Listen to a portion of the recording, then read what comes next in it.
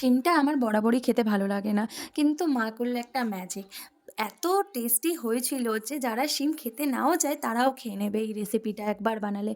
তো শিমটা মাঝারি সাইজের কেটে নিতে হবে। কেটে নিয়ে সেটাকে একটু সামান্য নুন, হলুদ দিয়ে জল দিয়ে গরম জলে ভাপিয়ে নিতে হবে। এতটাই জল দিতে হবে যে শিমটা পুরোটাই টেনে নেবে জলটা।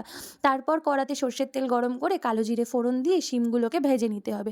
শিম যখন খুব ভালো করে ভাজা হয়ে যাবে তারপর মাঝখানটা ফাঁকা করে ওই তেলের মধ্যেই আমরা অ্যাড করে দিলাম ১ চামচ সাদা আর কালো সর্ষে আর ১ চামচ পোস্ত বাটা। তার মধ্যে ৪ টে কাঁচা লঙ্কাও বাটা একসঙ্গে বাটা হয়েছিল। তার মধ্যে নুন, হলুদ আর পরিমাণ মতো চিনি যাতে স্বাদটা ভালো আসে।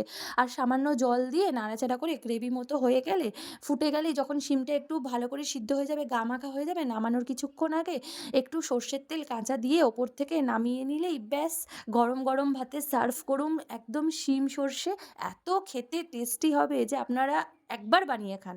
একটু ধনেপাতা ওপর থেকে ছড়িয়ে দিতে হবে। আমি এটা ভুলে গেছিলাম বলতে, খেতে স্বাদটা আরো দ্বিগুণ হবে।